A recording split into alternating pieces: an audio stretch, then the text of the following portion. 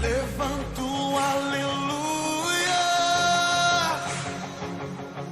na presença do inimigo.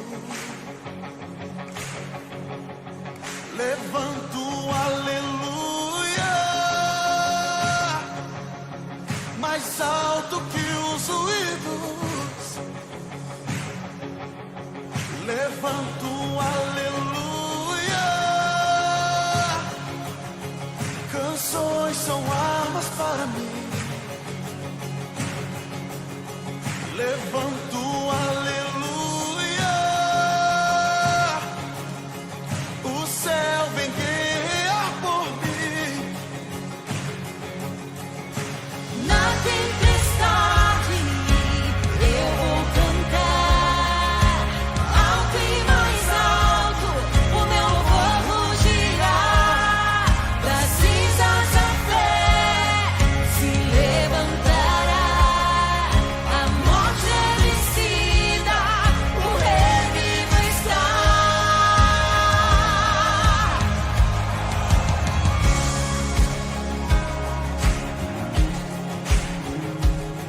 Levanto um aleluia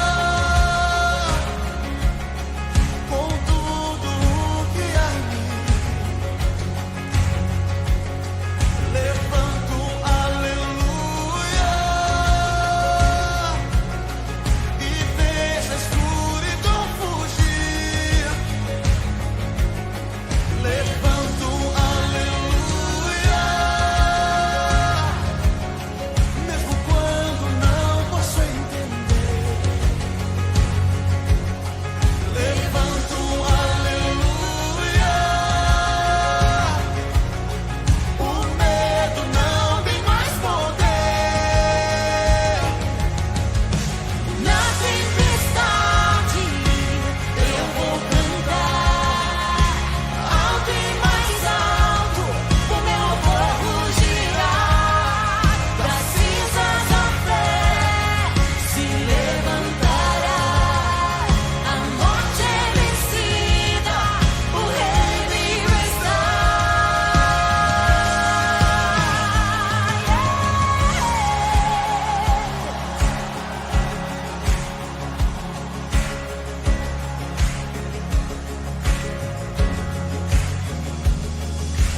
Cante mais alto, Cante mais alto, cante mais alto, cante mais alto, cante mais alto, cante mais alto, cante mais alto, cante mais alto. cante mais alto, Na presença do inimigo, cante mais alto, mais alto que os ouvidos. cante mais alto.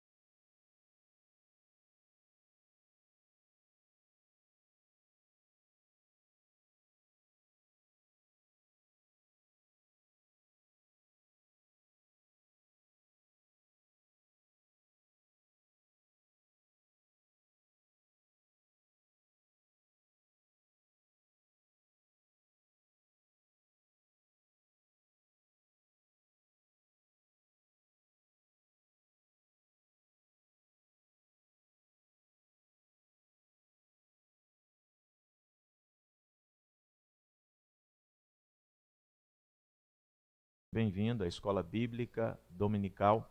Estamos no terceiro tema do que a Bíblia diz, né? Começamos o que a Bíblia diz sobre a inveja. O segundo ponto foi o que a Bíblia diz sobre a feitiçaria. O terceiro ponto, o que a Bíblia diz sobre a sexualidade. Aqui à minha direita está o PicPay, né, para que você possa efetuar os seus dízimos, as suas ofertas. À minha esquerda, o nosso canal no YouTube. Entre lá, se inscreva, ative o sininho para que você possa multiplicar o pão, multiplicar Jesus. E eu te convido, eu te convoco como igreja de Deus para que você se torne comigo um evangelista. Ah, pastor, eu não sei pregar. Não, tudo bem. Se você compartilhar esse link, você já está funcionando como um evangelista, multiplicando esse pão. Então eu te convido agora para juntos multiplicarmos essa palavra, que essa palavra seja multiplicada e entregue a muitas pessoas, para que justamente aconteça o milagre, aconteça a bênção, aconteça a cura, aconteça a libertação, porque somente a palavra do nosso Deus tem o poder de fazer isso. Por mais que você queira fazer de você, ou eu queira fazer de mim, essa função é a função do Espírito Santo. O que eu faço e o que você faz é simplesmente apresentar a semente. E as nossas aljavas precisam de ter a semente do nosso Senhor e Salvador Jesus Cristo. Eu quero conclamar a igreja do Senhor, principalmente, né, as híbrides, aos pastores da aliança, a todos, né, enfim, que possam justamente nessa manhã levantar a sua voz em oração, em atitude de oração, pela vida do pastor Evandro, pastor sênior da Ibra Jetibá, que está sendo acometido, foi testado de maneira positiva para a Covid-19. Está em casa, tratando, né? Está em repouso, em quarentena. O pedido é que a oração de um justo, ela pode muito em seus efeitos. Então, nessa manhã, eu quero convocar a todos os irmãos, amigos, pastores, nas suas respectivas igrejas, em outras igrejas que não a Ibre, que nós possamos levantar um clamor pela vida do pastor Evandro, né, um homem de Deus que tem nos inspirado, nos liderado, e que ele passe rápido por isso, né, e que daqui a pouquinho ele esteja no nosso meio para a gente abraçar, beijar ele, falar o quanto ele é amado, querido e importante. Porque ele já está sabendo, né, que eu estou falando agora, ele já está sabendo disso. Vamos orar pela vida do pastor Evandro nessa manhã. Amado Deus, eterno Pai, a honra, a glória, o louvor e a adoração pertencem ao Senhor. Aprove ao Senhor que o teu servo passasse por esse instante. Nós só pedimos uma coisa a Ti: livre ele de todo o mal, restabeleça-o, cure-o, preserve-o, esconda ele em Ti.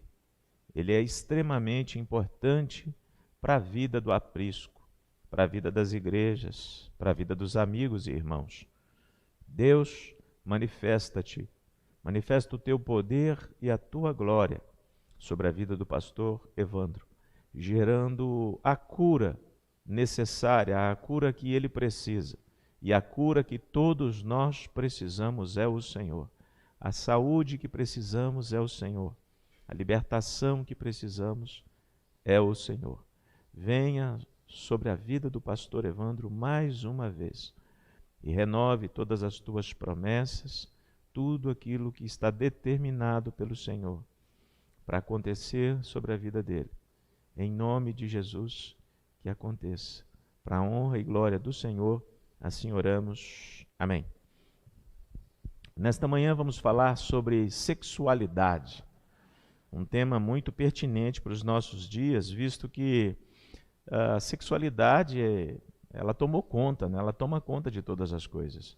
Se você vai comprar um refrigerante, tem sexo no meio. Se você compra uma massa, uma farinha de trigo, eu não sei como é que eles conseguem colocar sexo no meio de uma propaganda de farinha de trigo. Então, todas as coisas, basicamente, o homem quer ligar ao sexo. Isso, inclusive, é uma corrente freudiana, né, que defende muito essa linha extremamente sexual do homem. É esse tema que a gente vai perpassar. Pegue caneta, pegue papel, pegue a palavra de nosso Senhor e Salvador Jesus Cristo, para que juntos, nessa manhã, a gente possa justamente ter essa conversa. Um grande abraço, né, para a família da irmã Rosa, do Techa, a Lívia, o Pedro, aí no bairro Nova Itaguaçu. Bom dia, paz do Senhor. Ela escreveu aqui, Dulce Binda Tets, Tites, perdão. A paz do Senhor Jesus a toda a igreja, ao Alfredinho, a Lavínia, ao filho, né? Fabiano?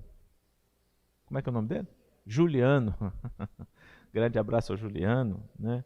Carla Maia, pastora Francélia, evangelista Isabel Cristina, graça e paz, amada igreja, Deus abençoe o Celso, a evangelista Isabel, a toda a família, que Deus possa falar poderosamente a vida de vocês aí no bairro Santa Fé, aqui em Itaguaçu. Também Milton, Luciane Becali aí na cidade de Itarana, Deus abençoe a vida de vocês aí, a toda a sua família. João Benedito Sobrinho, irmã Luísa em Venda Nova do Imigrante, Andressa de Souza, Deus abençoe aí no Niterói, esposa do nosso amado Gabriel, Deus abençoe a família de vocês poderosamente em todo o tempo. Pois bem, diletos amigos, irmãos em Cristo, esse tema, a sexualidade humana, será que ela está sendo vivida como Deus planejou? É a primeira pergunta que eu faço a todos, a mim e a você. Será que essa sexualidade que Deus planejou desde o início, ela está sendo cumprida? Ela está sendo startada? Ela está sendo realizada? Abra a palavra de Deus em Gênesis capítulo 2, versículo 24. Vamos ancorar tudo o que dissermos, como sempre temos feito, ancorarmos a palavra de Deus.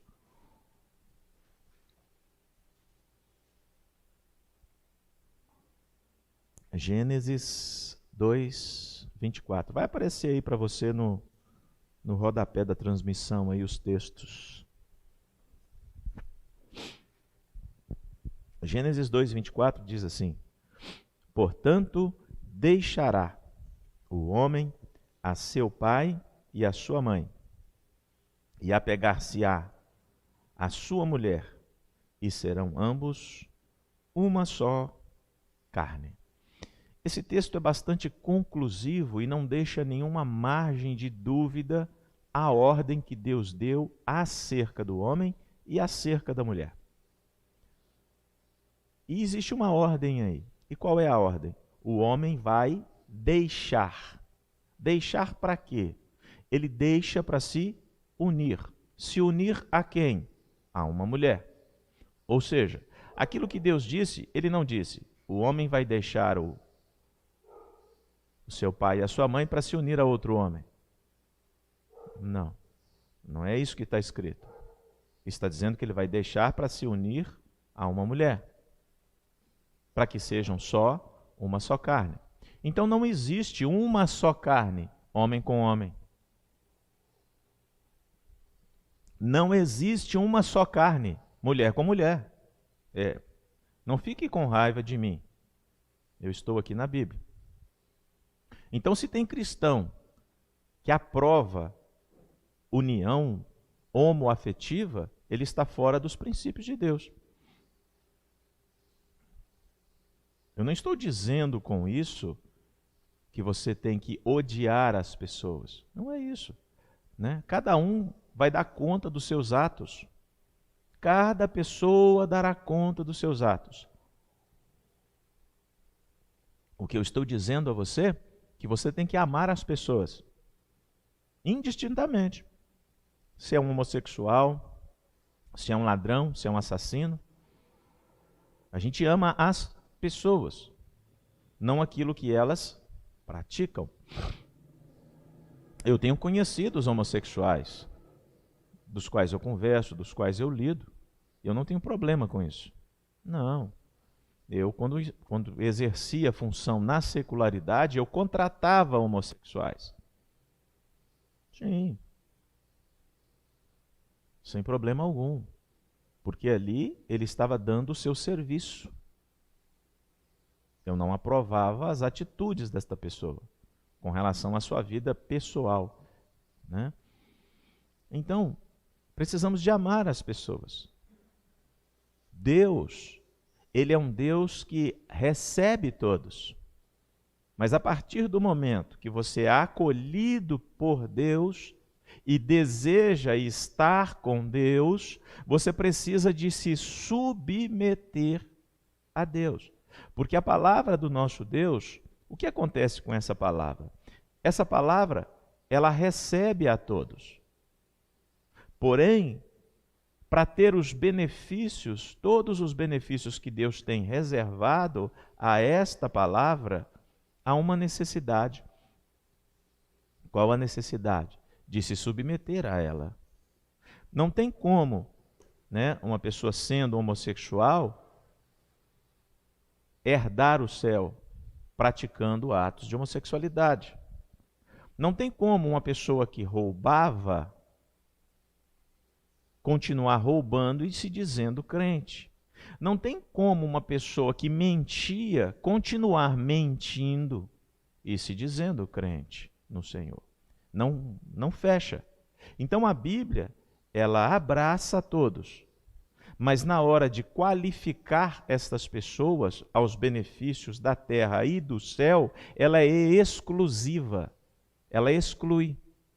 Ela recebe todos, mas na hora de beneficiar as pessoas, tem que passar por esse crivo da palavra. Ou seja, todas as bênçãos que estão reservadas aqui na palavra são para as pessoas que obedecem. As bênçãos estão ligadas à obediência. É o que estamos tratando aos cultos de quarta-feira, o caminho da bênção. Tem muita gente querendo ser abençoada, mas sem obedecer. Não será. A primeira coisa que uma pessoa que é fora de Deus precisa para acessar as bênçãos é o milagre. Temos falado disso, só estamos repetindo um pouquinho.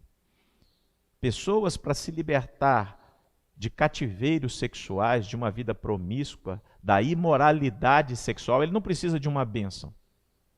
Ele precisa de um milagre. Qual é o milagre? O milagre do arrependimento, de abandonar essas coisas. Para quê, pastor? Para acessar a bênção. Porque a porta da bênção é o milagre. Ele tem que ser abençoado com esse milagre. O que é milagre? O milagre é produto da graça. Esse milagre do arrependimento, da consciência.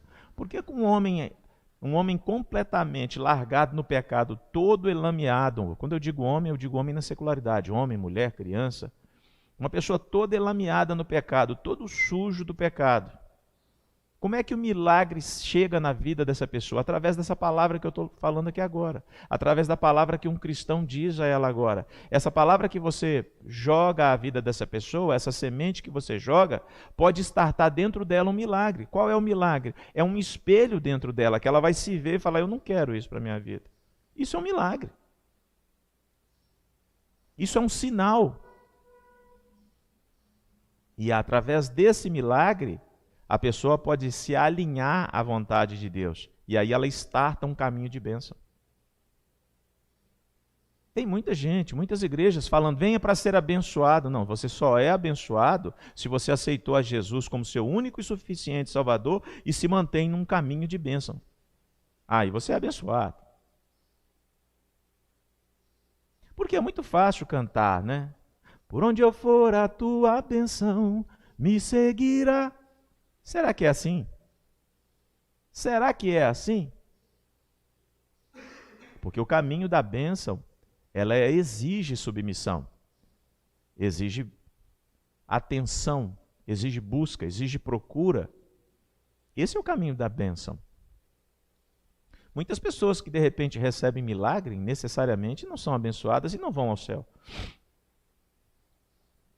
É uma outra fala, não é a fala de hoje.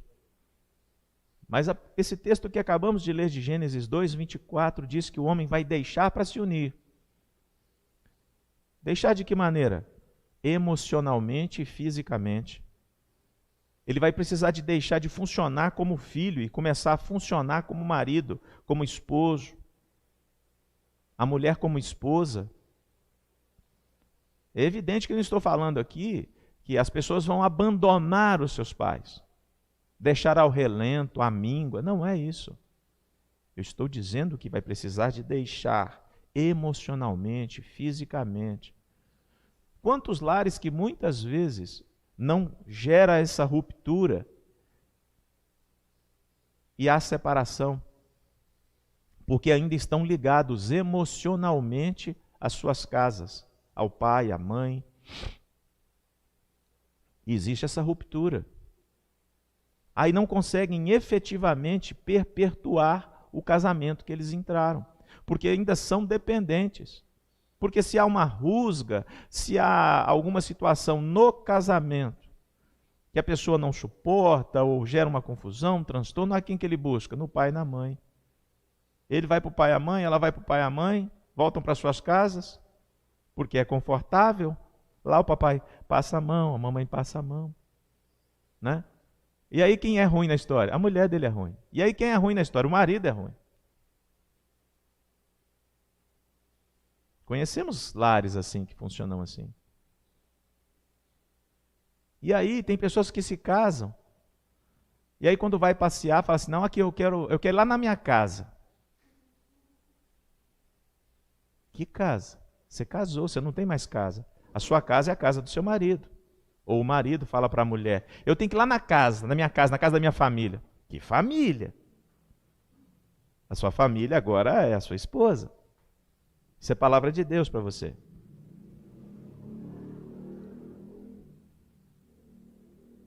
É por isso que muitas coisas têm falhado na vida das pessoas, mas eles precisam de deixar essa emoção e começar a viver pelos princípios da palavra de Deus. Se você quiser gerar preservação. O que é preservação? Continuidade, vida. Se você quiser entrar num caminho de morte, o que é morte? Divisão, separação. É só você quebrar os princípios da Bíblia. E geralmente isso acontece pelos nossos sentimentos. Ai, ai. Não é abandonar os pais, porque a Bíblia diz para honrar os pais. Porque tudo que o pai e a mãe faz para o filho é preservar, cercar. Mas tem momentos que os pais tiram a cerca. Deixa eu tirar a cerca. Deixa machucar um pouco. É lógico que o pai não vai deixar que a vida seja ceifada, mas vai deixar ele tomar uns buléu. Né? Porque muitas vezes ele não quer entender, não quer dar ouvidos. Né? Ele deixa de pecar pela carne para se tornar um rebelde, para usar as mesmas armas do diabo. Pessoas que vieram de lares disfuncionais, eles terão um desafio extra para resolver a função de marido e, respectivamente, a função de mulher. O que eu estou querendo dizer aqui? Pessoas que já vêm de lares, que o pai não exercia a função de pai, a mãe não exercia a função de mãe. Essas pessoas, esses filhos, eles já vão ter um desafio extra, porque de repente não tem a referência de um homem ou a referência de uma mulher. E aí os seus lares já têm esse grau de dificuldade, por não ter esse espelhamento. A menina, porque não tem um exemplo de pai, qualquer homem pode servir para ela. E aí muitas vezes fazem uma união equivocada. Mas eu quero dizer para todas as meninas que me ouvem agora, vocês têm um pai perfeito. Aleluia! E o nome dele é Jesus. A vocês, meninos, que de alguma forma foram rompidos, né, da sua relação maternal ou até mesmo paternal, Eu quero dizer que Deus é o gerador de todas as coisas. Vocês têm um pai perfeito, um gerador perfeito. Então, aquilo que vocês não tiveram nos seus lares, em lares disfuncionais, por que um lar se torna disfuncional? Pela ausência de Deus.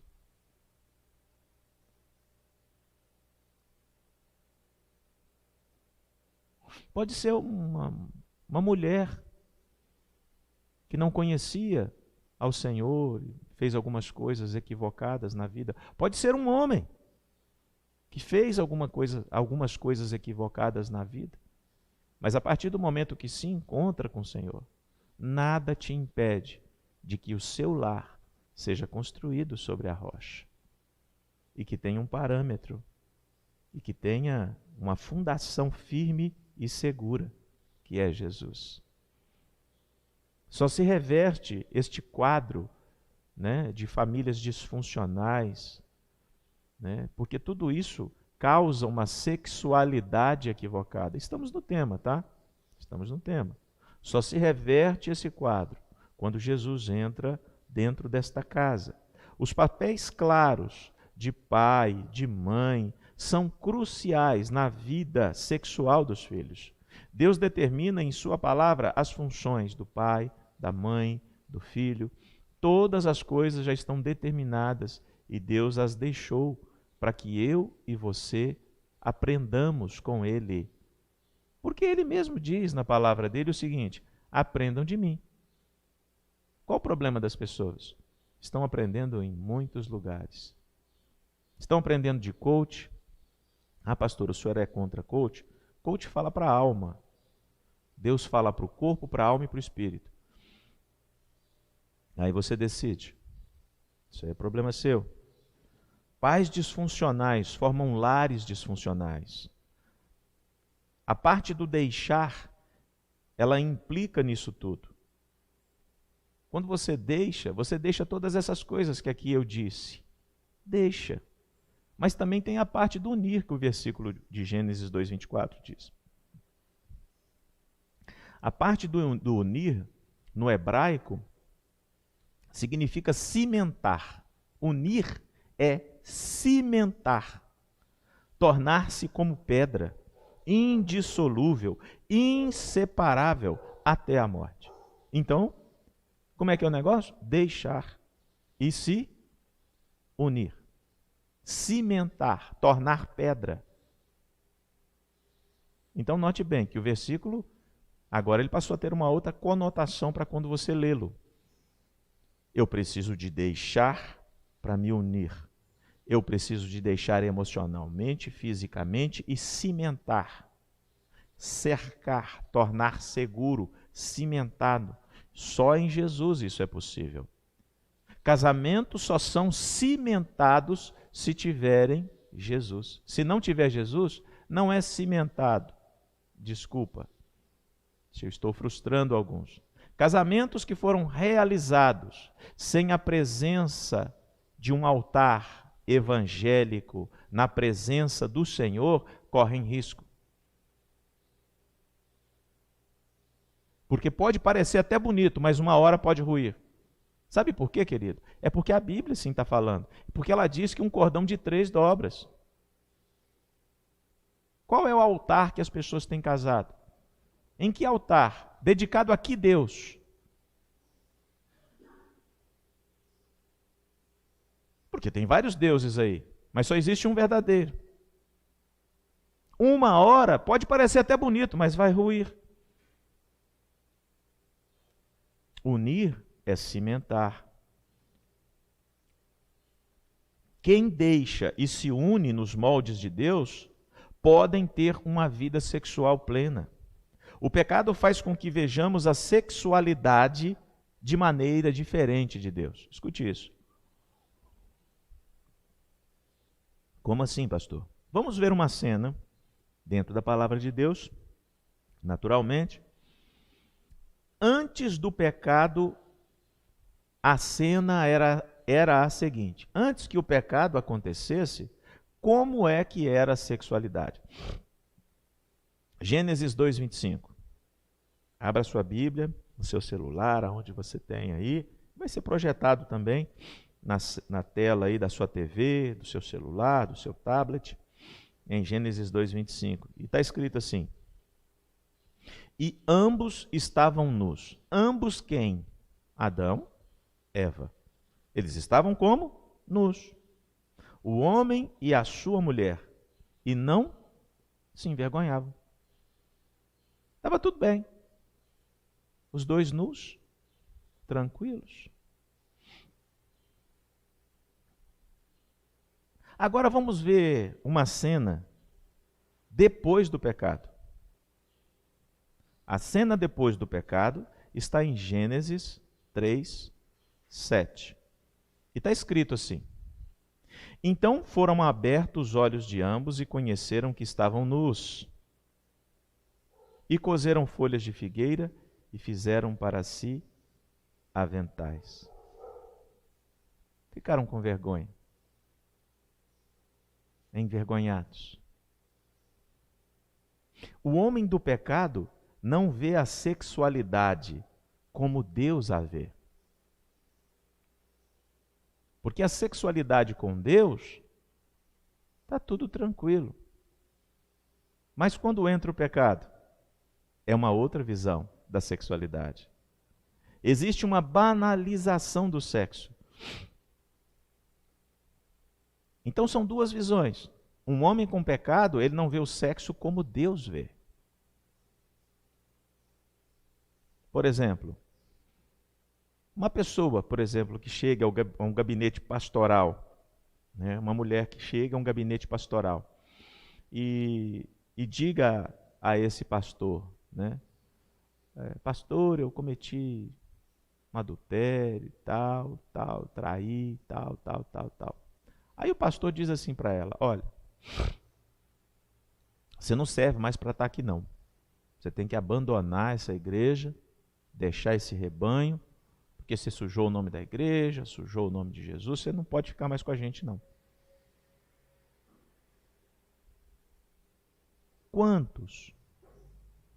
Quantos iriam concordar com a atitude desse pastor? Eu estou perguntando a você que está em casa, estou perguntando às pessoas que estão aqui, são poucas. Converse com quem está do teu lado aí, enquanto eu tomo um gole d'água aí. Você concordaria com essa atitude do pastor, sim ou não?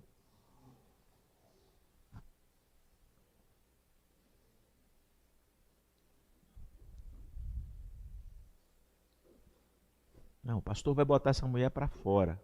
E aí? Está certo? Está errado? Mas se eu disser, porque a maioria vai dizer, não, o pastor está fazendo errado. E realmente está fazendo errado. Mas se eu disser que a mulher é sua, muda alguma coisa?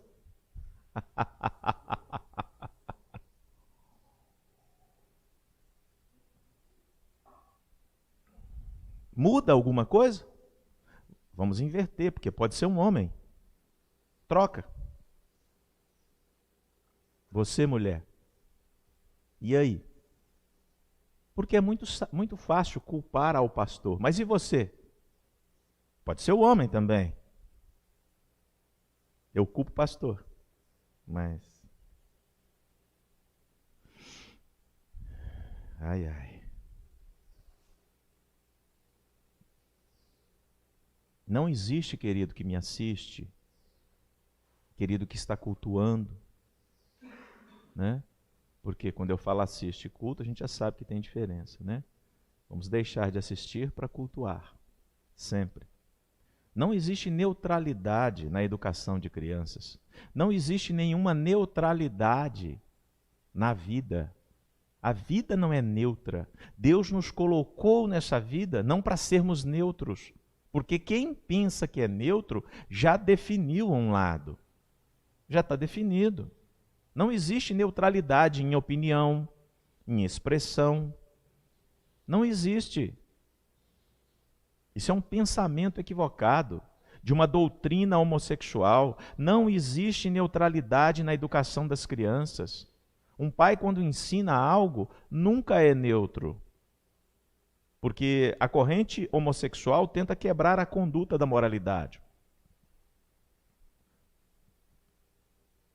Não, cria a criança. Quando ela crescer, ela define se vai ser homem ou mulher. Mas como assim, gente? Como é que é isso? Como é que é isso?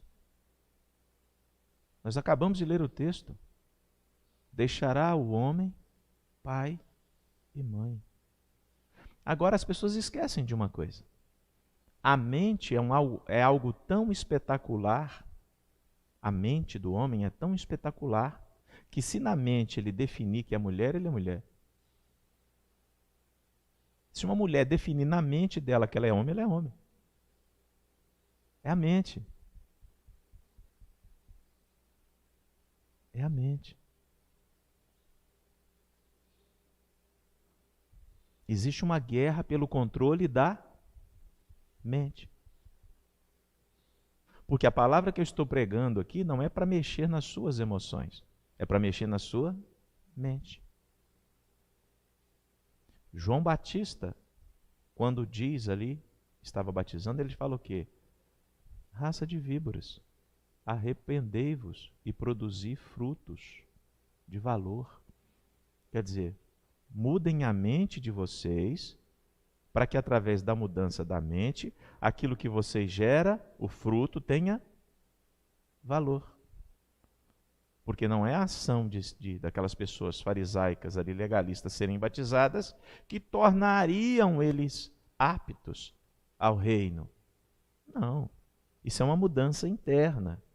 É deixar aquilo que você tem como um homem caído, a sua sabedoria humana, para pegar a sabedoria de Deus. E a sabedoria de Deus, ela tem nome e tem endereço. O nome é Jesus e o endereço é o céu.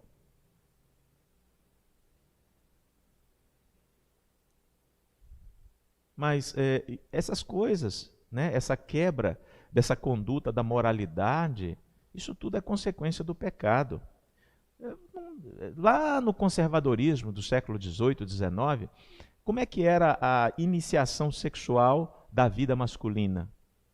Acontecia o seguinte, né? Algum dos familiares da casa ali, do pai, o tio, né, passava a mão no menino. Nós temos que iniciar a vida desse menino de maneira sexual. O que nós vamos fazer? Vamos levar ele no prostíbulo aí. Vai lá.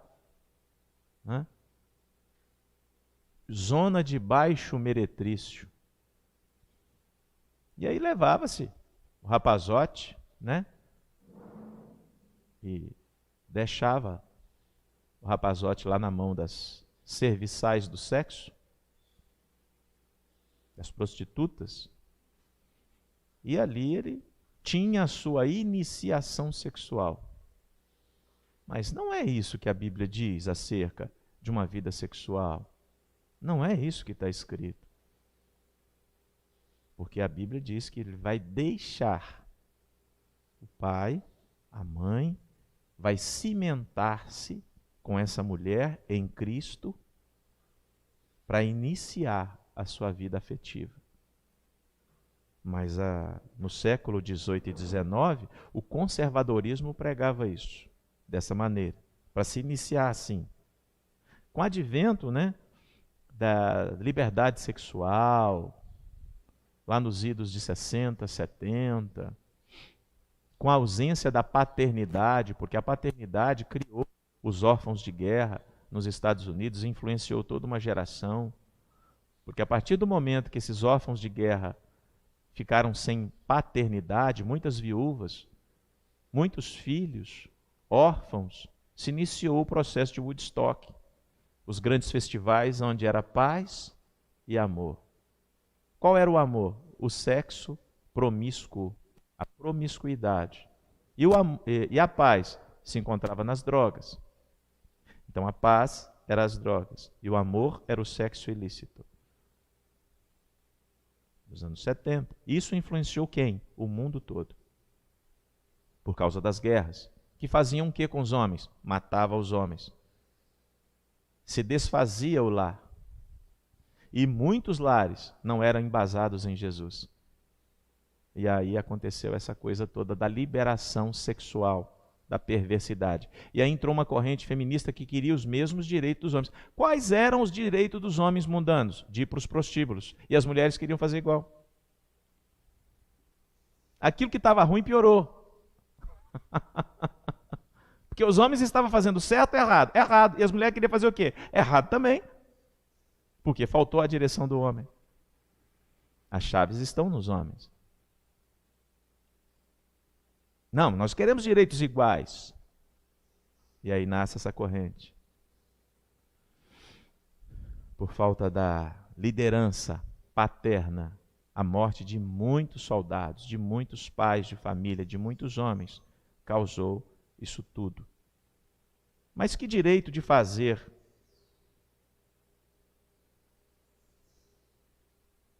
Qual é o direito que essas mulheres queriam de fazer errado, como os homens estavam fazendo?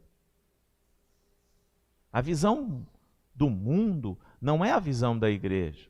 A visão da igreja está baseada sempre em Cristo e na sua palavra. A visão do mundo está em Satanás, porque o mundo jaz no maligno, está descansando sobre o diabo. Então toda visão mundana é uma visão do diabo, e a igreja não pode compactuar com a fé, não pode a igreja não pode pactuar com o pecado, ela não pode pactuar com essa visão equivocada do diabo e dos seus anjos, que militam dia e noite para desfazer lares que buscam estar no Senhor, com todas as suas dificuldades, com todos os seus desafios. Temos que permanecer em Cristo. O empoderamento feminino prega o aborto, em nome da propriedade do seu próprio corpo. Mas a Bíblia diz que o corpo não é nosso, é dele. Uma paixão pecadora leva à extinção da vida. Toda paixão pecadora vai extinguir com a vida. Quando se ataca a moralidade, ataca-se a preservação da vida. Eu não estou dizendo sobre moralidade humana, eu estou dizendo sobre a moral e o caráter de Deus, que estão contidos nele. Quando se diz que a moral e bons costumes é coisa antiga e do passado, estão atrapalhando o futuro e a modernidade, isso é demoníaco, isso é demônio. Por quê? Porque o Evangelho, ele põe freio no mal, ele põe limite ao mal, ele preserva, ele põe uma cerca em volta das casas das pessoas. Então, quando você tira a moralidade que a palavra transmite acerca da imoralidade sexual, das práticas imorais que estão acontecendo, quando você tira isso, o que acontece? Fica mais fácil para o diabo atuar. E é tudo que ele quer. Ele quer tirar a Bíblia, porque ele vai entrar com o pecado da imoralidade sexual. E a imoralidade sexual tem destruído 80% a 90% dos casamentos, das uniões.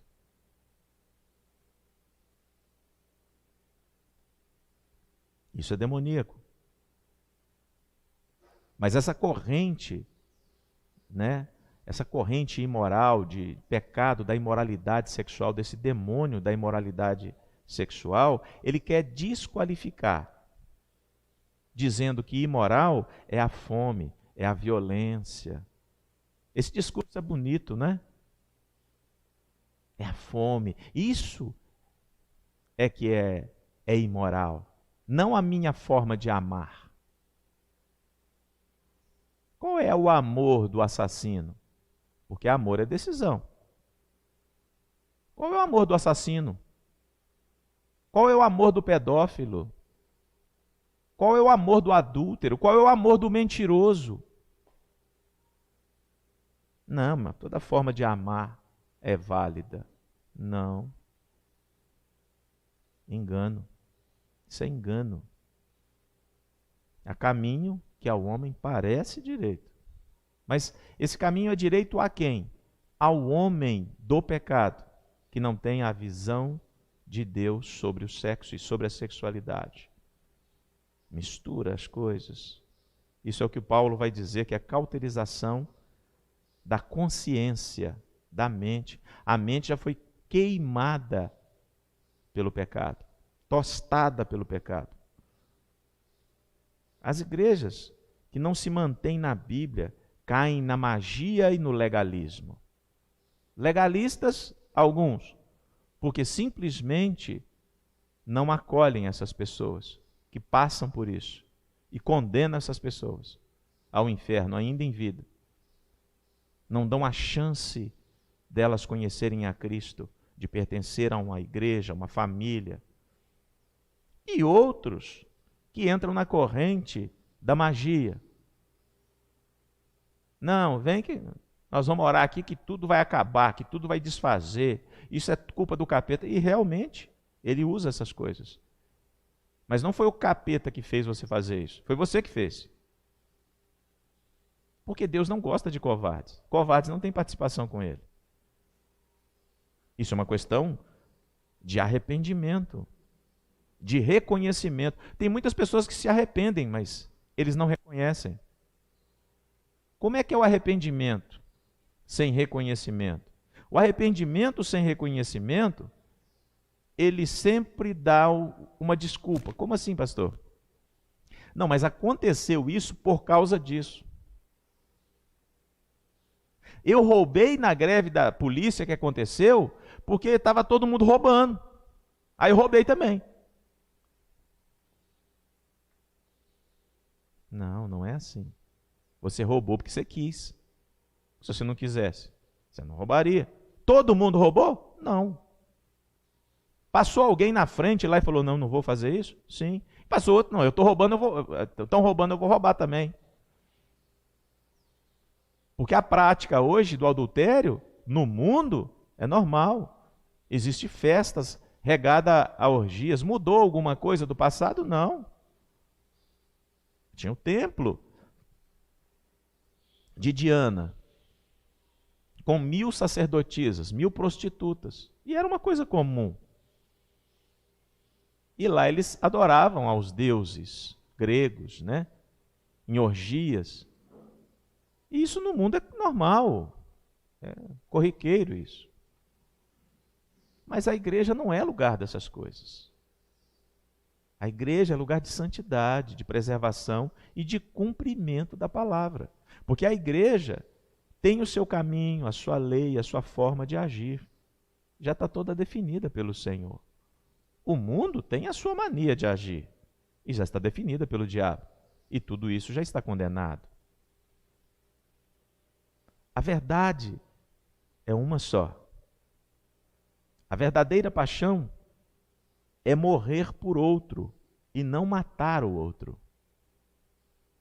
É só você olhar, por exemplo, Jesus, porque é chamado a paixão de Cristo, a Via Crucis. Na paixão de Jesus, o que ele fez com a paixão? Ele morreu por nós, morreu pela sua noiva. Então, uma paixão que trai não é paixão. Uma paixão que mente não é paixão. Uma paixão que prostitui não é paixão. Uma paixão que me leva a pornografia em celulares e em computadores, isso não é paixão. Não é paixão. Pode ser paixão por mim mesmo. Mas tem muitos lugares, muitas igrejas mágicas e legalistas. Não somos nem mágicos e nem legalistas. Somos aqueles que pregam a palavra de Jesus e esperam a sua volta. Existe uma cruz para você pendurar essa carne, para você e para mim, porque Jesus assim disse. Existe não a cruz dele, a dele ele levou, fez tudo em conforme ao Pai fez, e agora eu e você temos a nossa. A nossa. Tudo o que ele precisava de fazer por mim, por você, ele fez. Agora nós temos que pendurar essa carne, porque senão as paixões dessa carne vão condenar uma eternidade e vai ter pecado que vai resvalar sobre o corpo. Porque quem peca em imoralidade sexual atrai pecado contra o corpo. Contra o corpo, é o que diz a Bíblia. E essa situação é muito feia de imoralidade sexual. O trauma de uma garota de 10 anos, grávida, de 10 anos, vai exigir remédio, psicólogo, gabinete, um tempo de esforço. Matar um bebê de 6 meses, através de aborto, vai elevar o trauma da criança de 10 anos, não daquele que morreu. Mas se tinha remédio, agora vai ter 2 vezes mais remédio. Se tinha psicólogo, agora vai ter 2 vezes mais psicólogo. Se tinha gabinete de pastor, agora vai ter 2 vezes o volume de gabinete pastoral. E as pessoas parece que não estão entendendo as coisas. Se tinha um nível de trauma, vai ter 2, 3, 10 níveis de trauma para a vida dessa pessoa. As pessoas não estão entendendo. A intenção é calar o evangelho que preserva a vida, que tira da imoralidade sexual, que tira da sexualidade equivocada, fora dos princípios que é o casamento. Pratique o sexo seguro, é o que dizia uma campanha de carnaval. Pratique o sexo seguro, use camisinha. Mas as igrejas pregam assim: pratique o sexo seguro, case-se antes. No Senhor, deixe e se una. É o que as igrejas têm que pregar. Estamos pregando. As crianças estão sofrendo uma carga de estímulos sexuais desde idade muito tenra. São estimulados a namorar. E falas de pais e de mães completamente equivocadas desde a creche. E eu fico com dó e com pena de professoras de creche que tem que desfazer muitas coisas erradas que são colocadas na mente dessas crianças desde pequena. Ah, tá namorando com fulano, olha lá que bonitinho, olha lá, tá dando beijinho. Não faça isso. Não inaugure uma estação em um tempo errado. Não precisa disso. Se tem um troço que não precisa de ser estimulado, é o sexo. Não precisa de estimular. Isso já está dentro, porque o sexo não foi criado pelo capeta. Quero deixar isso aqui bem claro, hein? Foi criado por Deus para o tempo certo, para o momento certo. Não estimule antes. Sabe por quê? Como é que você vai resistir a Deus? Porque é uma coisa que Deus fez. É para encaixar mesmo, para funcionar mesmo. Mas é no tempo certo. E só Deus pode gerar um desejo em você, e só Deus pode cumprir esse desejo em você. Então é um negócio muito complicado essas coisas. Porque Deus criou o sexo para o tempo certo, para o momento certo. Não precisa de você estimular essas coisas. Já está automático. Você já veio de fábrica com esse trem funcionando. Se não está funcionando, procure lá o urologista, como é que é o nome das mulheres, da médica das mulheres? Ginecologista. Dá uma olhada. Verifique se está tudo certinho antes de casar. Vai lá no urologista. Dá uma olhada aí nas coisas, nas ferramentas aí. Olha aqui, a mulher olha lá, vamos dar uma olhada nesse trem. Ah, não, mas eu tinha que fazer um test drive antes. Isso é conversa para capeta. Tem uns que pregam dentro de igreja, pregando aí, dentro de algumas igrejas, que o sexo, fez sexo, está casado. Então, peraí. Então, uma pessoa que vai num prostíbulo, um homem que vai no prostíbulo e tem uma relação sexual com uma prostituta, ele casou com ela? É uma pergunta que eu quero fazer. Não é assim que funciona. Casamento é coisa santa, querido, que me assiste. Não, que cultua comigo. Casamento é coisa sagrada e santa.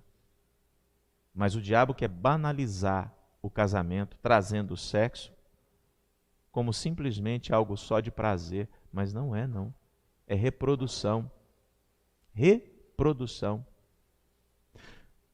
Porque, por exemplo, preste atenção no que eu vou dizer agora.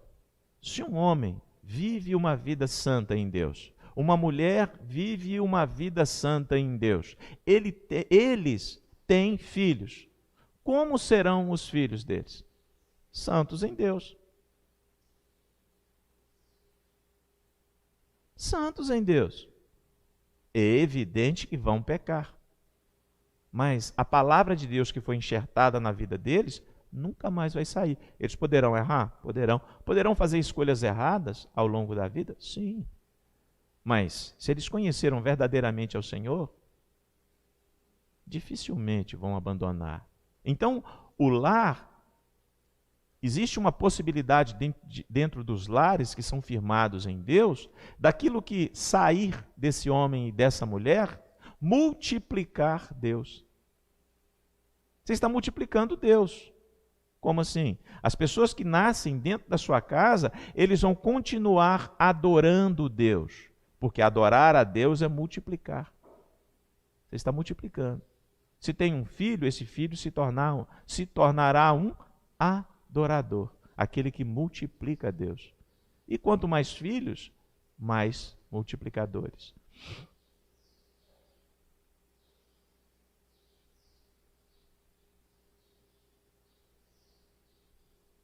Ser iniciados ao contato físico, ao namoro, ao sexo antes do tempo, é uma coisa completamente equivocada. Não é bom que isso aconteça. Terá grandes dificuldades na vida da pessoa ser iniciado antes do tempo. Correntes do inferno poderão invadir a vida dessa pessoa. E ele sempre está em dificuldades, em cativeiros espirituais, no trato da obediência, no trato de ser uma pessoa rebelde e não conseguir se firmar. Agora tem uma série até da Netflix aí com meninas de 11 anos, está para ser lançada, né? Não sei se vai ser lançada, que meninas de 11 anos agora com danças sensuais, danças com conotação sensual, e o mundo está batendo palma, e os pedófilos também, porque está doido para ver elas.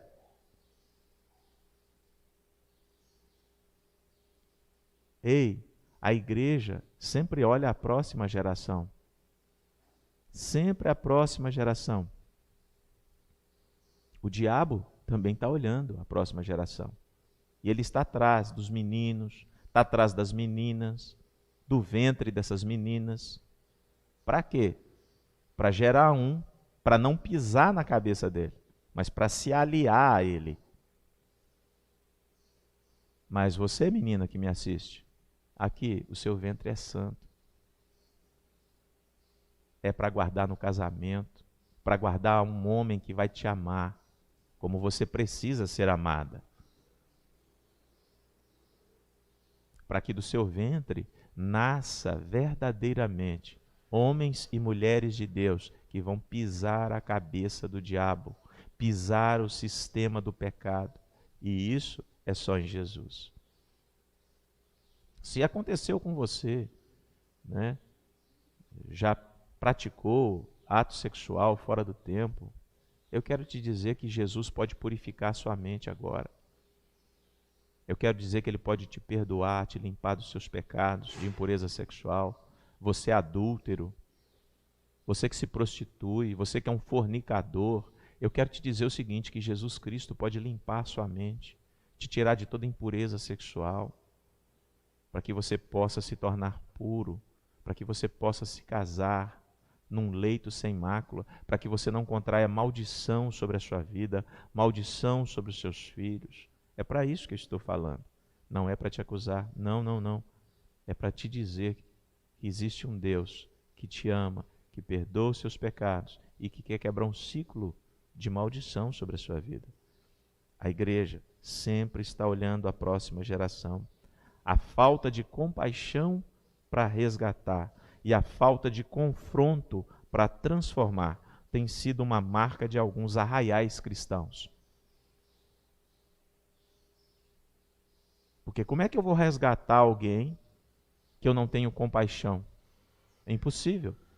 Se eu não tiver compaixão de pessoas que estão passando por situações vexatórias, de pecados sexuais, se eu não tiver compaixão, como é que eu resgato? Impossível.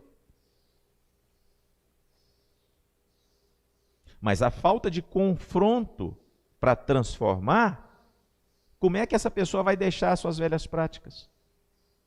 Então eu preciso de ter compaixão para resgatar e confronto do pecado. Para quê? Para que ela se convença que esse caminho não é bom e possa se arrepender dos seus pecados. Então a igreja precisa de compaixão e a igreja precisa de confrontar, não a pessoa, mas o pecado que ela faz. Por causa de ignorar a Deus, isso tem acontecido dentro das igrejas. O nosso confronto sem compaixão vai repelir essas pessoas. Nossa compaixão sem confrontar não vai transformar essas pessoas. Não somos definidos pelas circunstâncias. Não são as circunstâncias que vai definir quem você é. Você não é definido pelo seu pecado. Você não é definido por pessoas que te atacam. O que nos define é a cruz de Cristo. Aleluia. Não é o pecado que te define. É Jesus quem te define. O que Deus faz nos define. Quanto menor é a palavra, pior fica. Deus não nos veste com roupas limpas, sem que antes a palavra nos dispa. Deus não vai te vestir com roupa de santidade, sem que antes a palavra dele não deixe você nu. Você precisa de ficar nu, se envergonhar, se arrepender, reconhecer. Tire todos os trapos de imundície, porque quando você é confrontado com a palavra, você vê que você está com um trapo de imundície. Só assim você está apto para vestir roupa de justiça. Aleluia. Tem muita gente querendo se vestir roupa de justiça cheio de trapo de imundície, com velhas práticas, com coisas erradas aqui. Não vai funcionar. Não funciona. Abandone os seus pecados de imoralidade sexual, seus pecados de pornografia. Rapaz, o que a pornografia tem destruído na vida das pessoas é impressionante. O demônio da pornografia suscitando a sensualidade. Ai, tem derrubado muita gente. A igreja sadia é a causa de uma comunidade sadia. A igreja, enquanto corpo, ela socorre, ela dá abrigo, ela se torna uma comunidade terapêutica, cuidando das pessoas, abrigando as pessoas, socorrendo as pessoas. Mas isso tudo acontece por meio da graça, da verdade, da justiça de Deus, através da revelação de Jesus para a vida das pessoas. Pecado não é doença, mas gera doença. A igreja não trata pecado como doença, ela trata pecado como pecado. Doença é doença. Muitos pecados geram doença, mas a igreja, ela trata pecado como pecado. Pecado tem que ser tratado dessa forma. E todo pecado, antes de tratar da doença, temos que tratar do pecado. Tem muita gente tratando da doença sem tratar do pecado. O pecado precisa de ter prioridade de tratamento, porque pecado não tratado, ele vai se repetir, se repetir, se repetir, se repetir, se repetir. Então, primeiro trata-se o pecado. É prioridade, porque as coisas de Deus são prioridade. E a primeira coisa que Deus vai fazer na vida de uma pessoa é tratar do pecado, para que ela possa entrar num caminho de bênção. Então, não trate primeiro das doenças, trate primeiro dos seus pecados, e aí trata da doença. Ou trate os dois juntos, mas a prioridade é o pecado.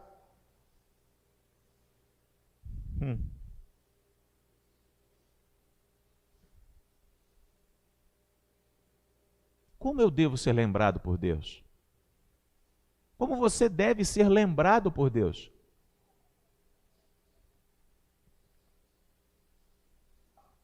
Será que é pelo que eu faço? Estamos encerrando. Salmo 25, 6, 7. Salmo de número 25, 6 e 7.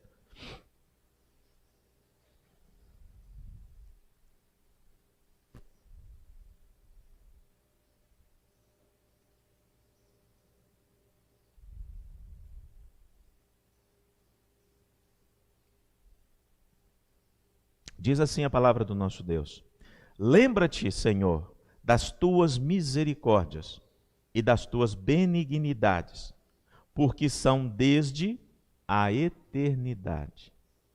Não te lembres dos pecados da minha mocidade, nem das minhas transgressões, mas segundo a tua misericórdia, lembra-te de mim por tua bondade. Aleluia! Quando nos achegamos a Deus, o que dizemos? O que vamos dizer a Ele? Lembra, Senhor, das coisas boas que eu fiz, do que eu já pratiquei, da forma que eu vivo, da forma que eu... Aqui, não é essa a oração. Como é que eu preciso de ser lembrado por Deus? Lembra-te de mim, Senhor, segundo as tuas misericórdias, pela tua bondade. Eu não sou merecedor disso que o Senhor tem feito por mim. É assim que eu e você precisamos de trazer à memória ao Senhor de quem somos. Você já pensou? Se Deus se lembrar dos seus erros e dos meus erros, aqui não tem salvação. Mas lembra-se, Senhor, da tua misericórdia, da tua bondade. As misericórdias e a bondade do Senhor, elas têm nome, chama-se Jesus Cristo. Que essa palavra nessa manhã, ela possa ter encontrado guarida na tua mente. Que essa palavra nessa manhã, ela entre dando um eco na existência da sua vida enquanto você tiver vida. Ela ecoe na sua mente, através do Espírito Santo de Deus, que você precisa de ser lembrado por Deus pelas suas misericórdias, pela graça, pela bondade. Deus se escolhe lembrar de mim e de você através de Jesus Cristo. Se agarre a Jesus Cristo para que você possa ser lembrado por Ele. Não existe pecado que o Senhor não possa perdoar. Hoje é tempo de salvação. Hoje é tempo de cura. Hoje é tempo de perdão. Hoje é tempo de aliança. O nosso Deus é o Deus de agora. Agora. O que você quer que Deus faça por você? Agora. Porque com o seu agora, você escreve o seu futuro. Você só tem futuro se Deus estiver com você agora. Ele é o Deus do agora. Não se esqueça disso. Não faça plano sem o Deus agora. Não faça nada sem Deus agora. Eu quero orar por você, abençoando a sua vida, gerando um milagre sobre a sua vida. Se você que me assiste, não. Se você que cultua comigo nessa manhã, quer voltar para Jesus, aceitar Jesus, coloque no chat que está aberto aí, vai permanecer aberto depois dessa transmissão. Que quer voltar para Cristo, que quer aceitar a Jesus, coloque lá o seu nome, que a gente entra em contato, ora por você, abençoa a sua vida e te acolhe e vai cuidar de você. E vai gerar Jesus mais e mais na sua vida todos os dias da sua existência, se assim você quiser e desejar. Não é por força e nem por violência, mas é segundo a atuação do Espírito Santo de Deus. Vamos orar nesta manhã, mais uma vez, pedindo a Deus que venha sobre nós, quebrando todo o ciclo de imoralidade sexual, limpando da nossa mente, do nosso coração, todo tipo de atividade de imoralidade sexual das nossas vidas. Que nós possamos nos guardar, os solteiros, para o momento do casamento, e aqueles que são casados, que possam manter um leito sem mácula, sem mancha, para que possam ficar fora de maldição do inferno e fora de cativeiros espirituais. Eu quero orar por você. Amado Deus, eterno Pai, a honra, a glória, o louvor e a adoração seja sempre ao teu nome, ao teu louvor. Apresentamos as nossas vidas com ações de graças ao Senhor. Deus querido, venha com teu poder e com a tua glória, quebrando todo tipo de cadeia, de grilhão, da imoralidade sexual na vida de cada um, Pai, que cultuou, daqueles que ainda vão, Pai, ver esta mensagem aí no YouTube. Que eles possam ser impactados pelo poder da palavra e pela revelação do Espírito Santo de maneira pessoal à sua vida. Em nome de Jesus, seja alcançado pelo braço forte de Deus nessa manhã. Seja impactado, sacudido de toda a imoralidade sexual na sua vida, no meio da tua parentela, porque esse pecado de imoralidade sexual pode reverberar, pode atingir toda a sua casa. Se arrependa enquanto é tempo, para que a morte se aparte da sua vida e da sua casa. É o que eu peço em nome de Jesus. Amém. Glória a Deus. Logo mais, às 18 horas, estaremos todos juntos no culto Ibra Jetibá oficial, em Santa Maria de Jetibá. Continue pedindo nas suas orações e intercedendo sobre a vida do pastor Evandro. Está em casa, está em repouso, recebendo tratamento. Continue orando pela vida dele e cobrindo de orações. Faça assim com a sua mão. Que o amor de Deus, que a graça de Jesus e as doces consolações do Espírito Santo seja com você, com a sua parentela, com seus relacionamentos, com seus negócios. Em nome de Jesus, todos digam, assim estamos despedidos.